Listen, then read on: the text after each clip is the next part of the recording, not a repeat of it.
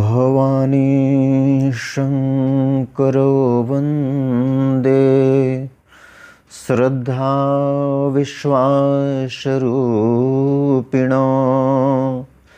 याभ्यां विना न पश्यन्ते सिद्धा स्वान्तः स्थमीश्वरम्। मैं उन भवानी और शंकर भगवान की वंदना करता हूँ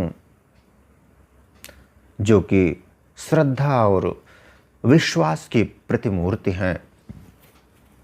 माँ पार्वती अर्थात भवानी श्रद्धा की प्रतिमूर्ति और भगवान भोलेनाथ विश्वास के द्योतक हैं, विश्वास के प्रतीक हैं।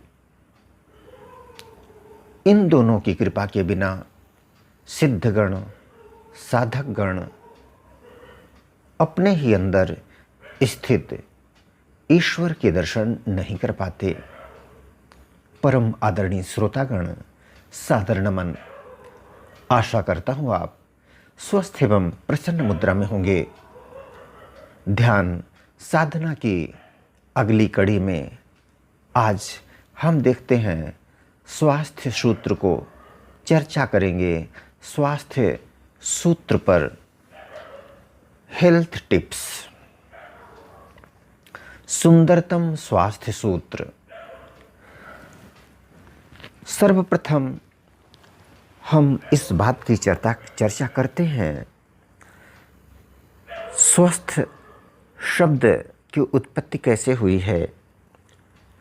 सामान्य रूप से देखा जाता है संसार में लोग हृष्ट पुष्ट व्यक्ति को देख करके, शारीरिक सौष्ठव को देख करके उसे स्वस्थ घोषित कर देने की प्रकृति में है।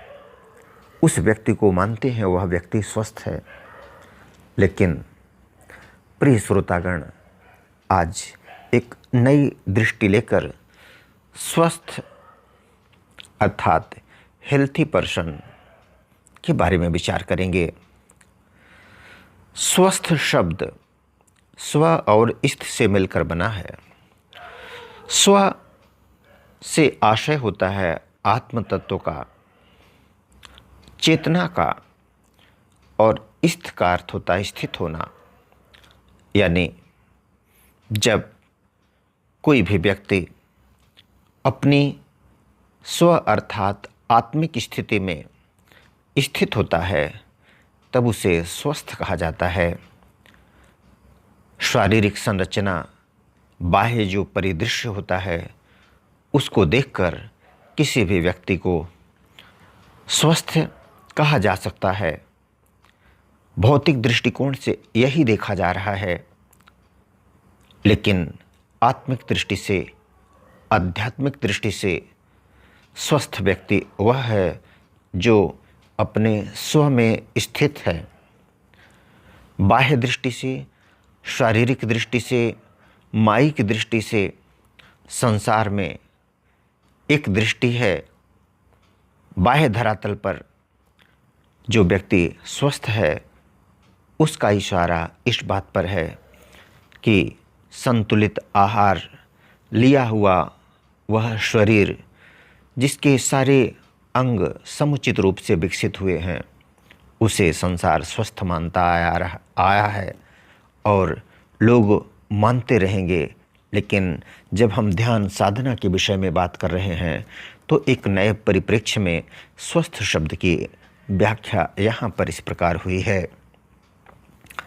अब स्वस्थ रहने के लिए जो स्वास्थ्य का सूत्र है, हम आध्यात्मिक दृष्टि से कैसे स्वस्थ रहें, ऐसा स्वास्थ्य जो हमें ध्यान साधना की ओर ले जाए, जिससे मन की एकाग्रता प्राप्त हो सके, हम मानसिक रूप से, आत्मिक रूप से, पूर्ण रूप से स्वस्थ हो सकें, अपनी इंद्रियों के स्वामी हो सकें, अतीन्द्रिय सुख की अनुभूति कर सकें।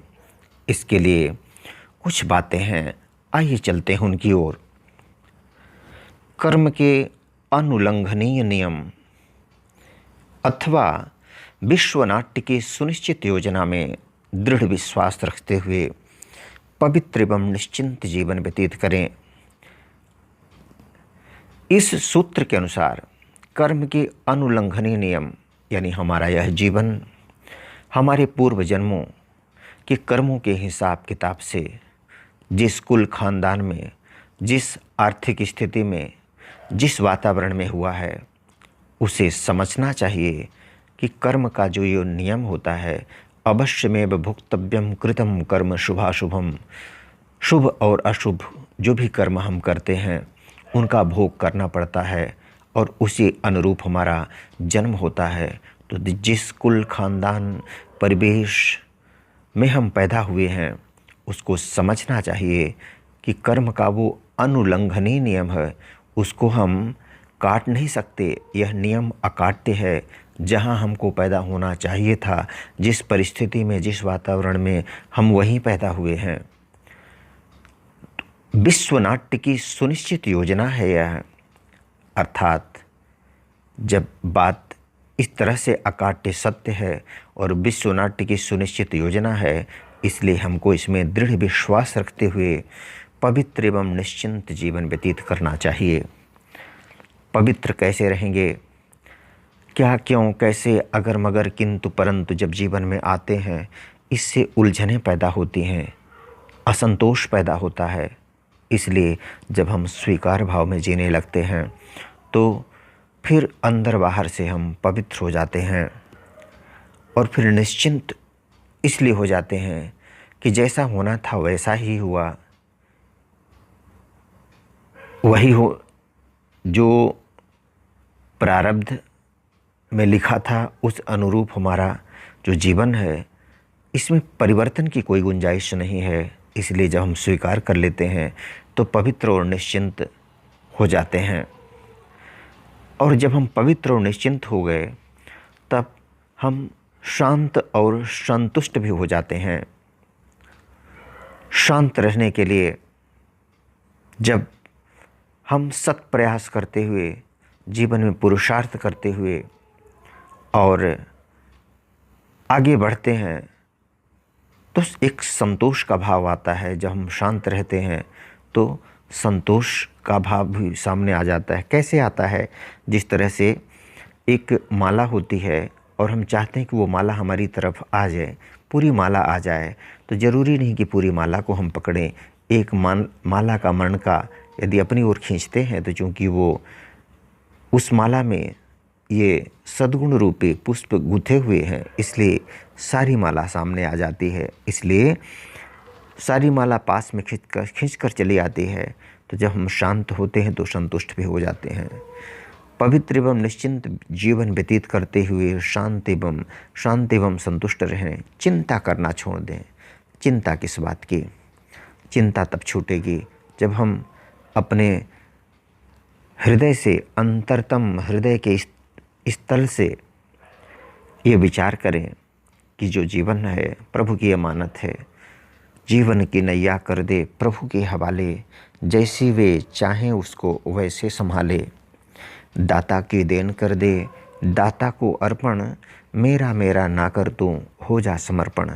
हम त्वमेव माता च पिता त्वमेव, इस तरह का श्लोक तो बोलते हैं, यानी आप ही मेरे माता पिता, तुम्हें माता च पिता तुम्हें, तुम्हें बंधु च सखा तुम्हें, तुम्हें विद्या, हम भगवान को विद्या भी कह देते हैं। द्रविड़म तुम्हें त्वमेव, धन दौलत भी आप ही हैं। त्वमेव सर्वम मम देव देवा, आप ही मेरे सब कुछ हैं। इस प्रकार का भाव हम प्रकट करते हैं। ओम जय जगदीश हरे की जो आखिरी लाइन है, हम कहते हैं तन मन धन सब है तेरा, स्वामी सब कुछ है तेरा। तो यदि हम जो व्यवहारिक जीवन में करते देखते हैं, करते देखे जाते हैं, यदि अंतर मन से उसे स्वीकार करके और उसी अनुरूप जीवन जीने लगें तो हम निश्चित रूप से निश्चिंत हो सकते हैं। पवित्र एवं निश्चिंत जीवन व्यतीत करें, शांति एवं संतुष्ट रहें, चिंता करना छोड़ दें। चिंता करना इसलिए छोड़ दें कि हम सत प्रयास करते हुए और अपने जीवन को जब स्वीकार कर लिए हैं तो चिंता के लिए कोई जगह नहीं बचती। हाँ, चिंतन अवश्य करें। जब हम चिंतन करेंगे तो नए नए विचार आएंगे, नई नई तरकीबें आएंगी, और जब हम स्वस्थ, शांत एवं संतुष्ट रहेंगे तो निश्चित रूप से स्वस्थ विचार आएंगे और हमें प्रगति पथ पर अनुकूलता की ओर ले जाएंगे। तो शांत एवं संतुष्ट रहें, चिंता करना छोड़ दें। अब बहुत ही महत्वपूर्ण बात, आत्मघाती क्रोध, काम, भय और भोजन प्रियता, ये 4 चीज़ें हमारी आत्मिक स्थिति से हमें हटा देती हैं। कौन सी बातें? क्रोध, आत्मघाती क्रोध। जब हम गुस्से में आ जाते हैं तो फिर आत्मिक स्थिति का विस्मरण हो जाता है और फिर हम बहुत मुश्किल से उस क्रोध से उबर पाते हैं। इसलिए क्रोध आत्मघाती होता है, उससे बचना चाहिए। क्रोध आता ही क्यों है? श्रीमद् भगवद गीता के 2 अध्याय में क्रोध की उत्पत्ति का वर्णन किया गया है। ध्यायतो विषयान् पुंसः संगस्ते खूपजायते संगात् संजायते कामः कामात् क्रोधाभिजायते। यानी जब हम विषयों का चिंतन करते हैं, कामना करते हैं, मन में राग पैदा होता है, विषयों के प्रति चाहत पैदा होती है, तो संगस्ते खूपजायते, जब हम देखते हैं तो लगाव पैदा होता है संसार की चीज़ों को, और संगात संजायते कामः, उस लगाव से कामना पैदा हो जाती है। कामात् क्रोधाभिजायते, और जब कामना पूरी नहीं होती तो क्रोध आ जाता है। तो हमें यह देखना चाहिए, जाहि विधि राखे राम ताहि विधि रहिए। तो हम जैसे भी हैं, खाना हो, भोजन, वस्त्र, आवास, संबंध, संपर्क, हर चीज़ में एक संतुष्टता को लिए हुए हम पुरुषार्थ तो पूरा करें, अपने आप को उत्तरोत्तर उन्नति के पथ पर अग्रसर करने के लिए। लेकिन हमें क्रोध नहीं आना चाहिए किसी भी बात को लेकर, क्योंकि यदि हमने परमात्मा को जीवन सौंप दिया है तो उन्हें चिंता है हमारी ज़िंदगी की, हमें क्या चाहिए, उस अनुरूप हमें वो चीज़ उस समय पर, एक निश्चित समय पर मिल ही जाएगी। इसलिए क्रोध से बचना चाहिए। क्रोध, आत्मघाती क्रोध, काम, काम भी आत्मघाती है। कहते हैं जहाँ काम तहाँ राम नहीं, जहाँ राम नहीं काम, तुलसी दोनों ना रहें रवि रजनी एक ठाऊं। काम क्यों सताता है? जब हम दैहिक दृष्टि में जीते हैं, जब हमें देह ही सत्य लगती है, तब हम आकृष्ट होते हैं, तब काम भाव का प्रादुर्भाव होता है। यदि यह पता चल जाए कि देह सत्य नहीं है, क्यों? क्योंकि हम संसार को तो देखते आए हैं, एक से बढ़कर एक सुंदर स्त्री पुरुष एक निश्चित समय के पश्चात वृद्धावस्था में बिल्कुल ही असुंदर हो जाते हैं। यानी कहने का भाव है कि सुंदरता शारीरिक दृष्टि से खींचती है। क्यों खींचती है? जब हम शरीर को सत्य मानते हैं और आत्मिक दृष्टि से देखना बंद कर देते हैं। जिस तरह से मोबाइल का कोई भी ढांचा हो, कोई भी स्वरूप हो, सबके अंदर एक निश्चित कंपनी की सिम लगती है और फिर वो संचालित हो जाता है मोबाइल। तो मोबाइल का बाह्य सौंदर्य महत्वपूर्ण है या उसकी अंदर की जो संरचना है, सिम है, अंदर की संरचना समस्त प्राणियों की, स्त्री पुरुष। सिय राम मैं, गोस्वामी तुलसीदास जी कहते हैं, सिय राम मैं सब जग जानी, करहूँ प्रणाम जोरी जुगित पानी। जब हम समझते हैं कि हम ज्योति बिंदु आत्मा हैं और सभी जो संसार के व्यक्ति हैं परमात्मा की संतान, जिस तरह से मैं हूँ एक ही परमात्मा की संतान है, तो उनके भाई भाई की दृष्टि, भाई बहन की दृष्टि पवित्रता को लाती है। स्वामी विवेकानंद विश्व धर्म सम्मेलन में जब शिकागो में गए हुए थे, वहाँ 6 महीनों तक उन्होंने लगातार प्रवास किया। उस दौरान कई लोगों ने कहा, कई प्रस्ताव आए, शारीरिक सौष्ठव इतना सुंदर था स्वामी जी से आकृष्ट होकर। कुछ ऐसे प्रस्ताव आए कि हम चाहते हैं कि आप जैसा पुत्र हो, वह तभी संभव है जब विवाह हो। स्वामी जी नतमस्तक हो गए। उन्होंने कहा और माँ शब्द का प्रयोग कर दिया कि मैंने माँ कहा और माँ कहते ही मैं आपका बेटा हो गया। तो इस तरह से कुछ जब हम प्रभु के प्रति आकृष्ट होंगे, भजन भाव उन्नत होगा और तब धीरे धीरे धीरे हमारा काम भाव राम की ओर परिणित हो जाएगा, ऊर्ध्व चेतना ऊर्ध्वगामी हो जाएगी। अन्यथा पानी की प्रकृति होती है नीचे की ओर बहने की और अग्नि की प्रकृति होती है ऊपर की ओर बहने की। तो उन्नत दीपक की तरह और यज्ञ की जो प्रक्रिया होती है उसमें हवन के समय जो लपटें ऊपर उठती हैं, उसी तरह से हमारी चेतना ऊर्ध्वगामी हो सकती है। तो ऊर्ध्वगामी चेतना के लिए हम भक्ति भाव और साधना, प्राणायाम, योग आदि करते रहेंगे तो धीरे धीरे धीरे धीरे हमारी जो दैहिक दृष्टि है वो आत्मिक दृष्टि में परिणित हो जाएगी और हम काम भाव से ऊपर उठ जाएंगे। काम भाव तिरोहित होता जाएगा और राम का जीवन में प्राकट्य हो जाएगा। तो आत्मघाती क्रोध, काम, भय भी लगता है कमजोरियों से। तो यदि हम समझते हैं कि ये जो शरीर है, नहीं देह न इंद्रियां न मन बुद्धि स्वच्छंद, नहीं जीव मैं आत्मा शुद्ध सच्चिदानंद। मैं तो आत्मा हूँ। कैसी आत्मा? अजर अमर अविनाशी आत्मा हूँ, जिसे न शस्त्र काटे न अग्नि जलाए, बुझाए न पानी न मृत्यु मिटाए। तो जब मैं ऐसी आत्मा हूँ तो फिर डर किस बात का? डर तो शरीर के नष्ट होने का बना रहता है। अरे यह शरीर तो एक वस्त्र की तरह है। जन्म जन्मांतर अनेक रूप धारण करके आत्मा ने शरीर में प्रवेश करके पार्ट बजाया है। तो डर किस बात का? इसलिए डर से भी क्या होता है, हमारा आत्मिक भाव जाता रहता है, कमज़ोर पड़ जाता है। इसलिए डर से भी मुक्त होना जरूरी होता है। आत्मघाती क्रोध, काम, भय और भोजन प्रियता। स्वामी विवेकानंद जी ने कहा था कि स्वादेंद्रिय की ढील से बाकी इंद्रियां बेलगाम हो जाती हैं। इसलिए भोजन प्रियता भी आत्मिक दृष्टि से हमें बाहर ले जाती है। तो यदि इन चीज़ों को हम ध्यान में रखते हैं तो हम स्वस्थ, वास्तविक अर्थों में स्वस्थ रह सकते हैं। आइए संपूर्ण बातों को सारांश में एक बार और कहते हैं।